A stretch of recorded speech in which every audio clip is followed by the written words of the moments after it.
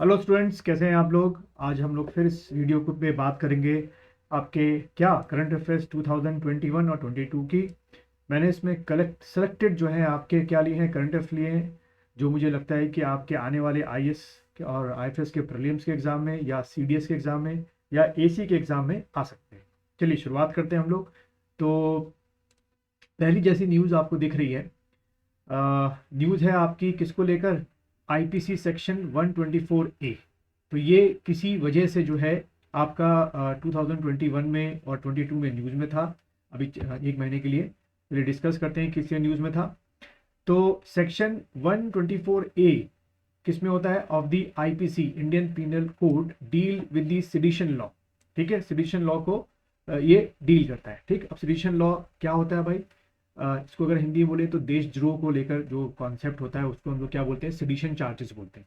ठीक है, अब ये सेक्शन 124 ए क्या कहता है आईपीसी का, this section defines sedition as an offence committed when any person attempts to excite disaffection towards government established by law by means of spoken or written words or by sign or by visible representation। यानी कि आप जब किसी पे ये sedition charges लगते हैं under section 124 ए, तो ये कहा जाता है बाय द पुलिस और बाय द गवर्नमेंट कि you are dissatisfaction toward the government establish by law, यानी कि जो गवर्नमेंट स्टैब्लिश बाय लॉ हुई है उसके आप अगेंस्ट में हैं, आप उसको अनसर्टेन करना चाह रहे हैं, आप देश को क्या करना चाह रहे हैं, देश के खिलाफ हैं आप। ठीक है, देन एक और फीचर क्या, sedition is a non bailable offence.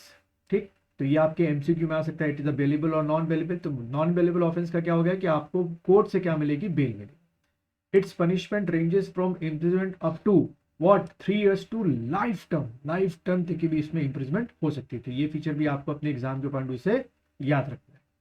Then a person charge with sedition law is barred from government job. अगर एक बार प्रूफ हो गया किसी पर, किसी एक्स पर प्रूफ हो गया कि भाई उसने सेडिशन लॉ या सेडिशन का दोषी है, तो कभी भी गवर्नमेंट जॉब के लिए वो अप्लाई नहीं कर सकता। And they have to live without their passport, अगर है तो, और नहीं मिले और नहीं है तो अप्लाई नहीं कर सकता।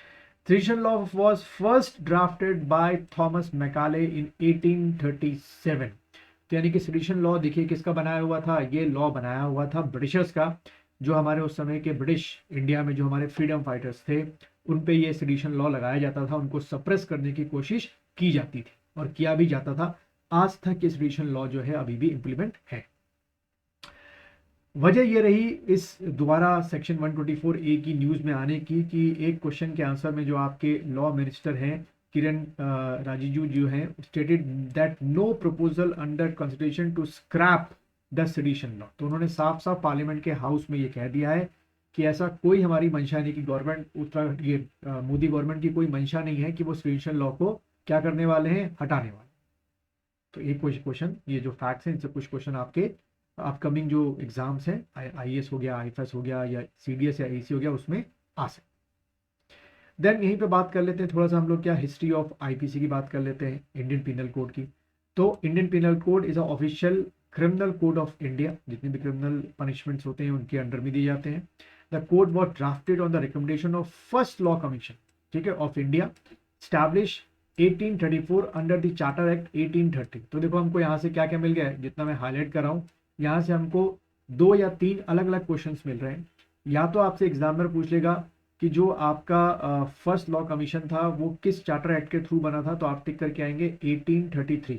आपको पता होना चाहिए कि 4 चार्टर एक्ट अब तक ब्रिटिश एरा में बने हैं, तो ये 1833 का चार्टर एक्ट था और इसी चार्टर एक्ट में फर्स्ट लॉ कमीशन का बनने का प्रपोजल रखा गया। तो स्टैब्लिश भी देखिए कब हुआ था, 1834 में स्टैब्लिश हुआ था under the chairmanship of what, जो पूरा नाम है आपका थॉमस बेबिंगटन मैकाले, इसको शॉर्ट में मैकाले कमीशन भी कहा जाता है। इट केम इनटू फोर्स, जो ये आपका आईपीसी था, फोर्स में कब आया, इन 1862 केम इनटू फोर्स। ये बहुत बड़ी बात है कि भाई 62 में क्या आया, ये फोर्स में आया।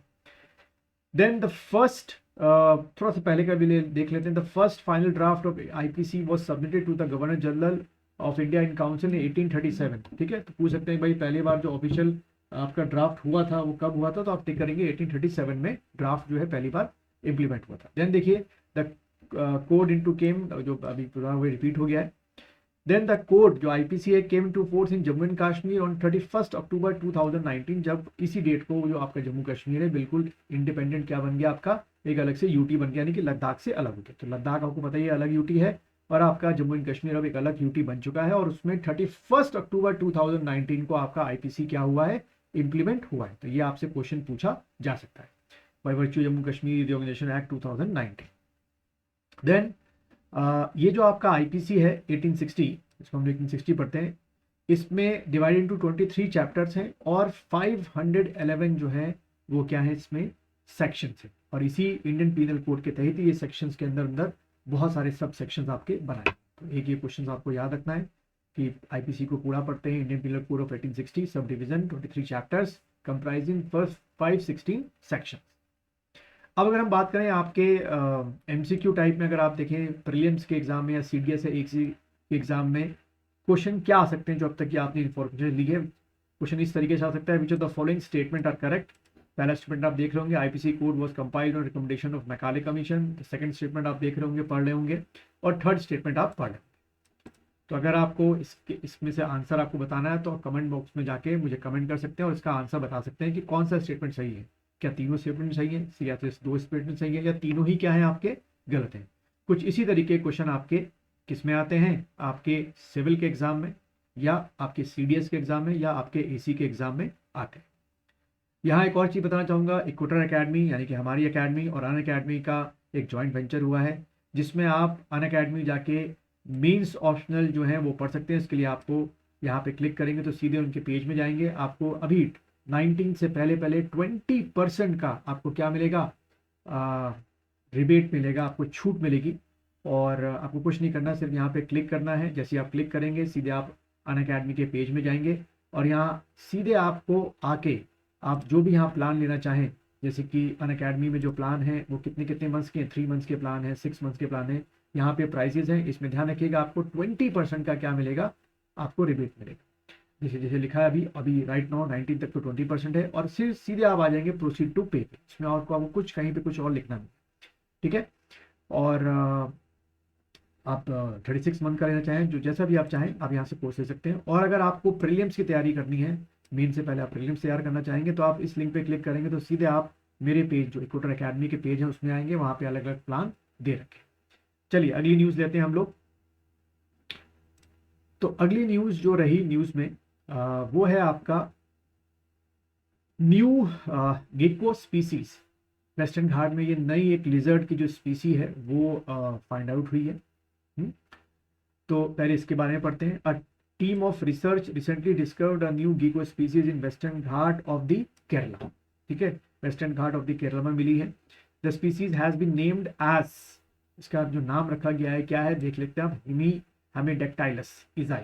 There are more than 180 species of gecko in the world. पूरी दुनिया में 180 स्पीसीज है, और इंडिया के अंदर 48 स्पीसीज है। ठीक है, और of this 48 species 30 are in Kerala. तो केरला में 30 स्पीसीज आपकी क्या मिलती है, इस लिजर्ड की मिलती है। तो ये डेटा आपको याद रखने हैं, आपसे एग्जाम में पूछे जा सकते हैं। Then gecko species play a major role in controlling the insect. तो भाई अगर ये ना हो तो इंसेक्ट बहुत ज़्यादा हो, इंसेक्ट बहुत ज़्यादा हो तो आपका जितना भी क्रॉप है, एग्रीकल्चर, वो सारा क्या हो जाए, बर्बाद हो जाए। तो इसलिए कहते हैं कि इकोसिस्टम में हर एक जो एनिमल है, चाहे वो लिजर्ड हो, चाहे वो माइक्रो ऑर्गेनिज्म हो, सबका एक इंपॉर्टेंस होता है। Then they are unique among lizard, they are unique for their vocalisation, अलग किस्म की क्या निकालते हैं, आवाज़ निकालते हैं। ठीक, और ये जो आपके लिजर्ड होते हैं आपको पता चाहिए किसको बिलोंग करते हैं, रेप्टाइल्स को बिलोंग करते हैं। Then most of the geckos lack eyelids, इनमें आइलेट्स नहीं होते हैं, therefore they can not blink, they lick to remove dirt from their eye, अपनी टंग को बाहर निकालते हैं। ये नक्टोरियल होते हैं, यानी कि रात को ही ये एक्टिव होते हैं। देखो एक बायो का वर्ड आपको मिल रहा है, नक्टोरियल। ठीक है, and they are active during the night. They have more than 100 teeth, 100 से ऊपर इनमें क्या होते हैं, एंड दे आर पॉलीफायोडोंट। इसका मतलब होता है कि इनके टीथ टूटते हैं फिर आते हैं, टूटते हैं फिर आते हैं। हम लोग क्या होते हैं, डाईफायोडोंट। हमारे टीथ सिर्फ 2 ही बार, डाई का मतलब 2 होता है, सिर्फ 2 ही बार आते हैं। एक तो मिल्क टीथ आते हैं, और अभी जो आपके परमानेंट टीथ।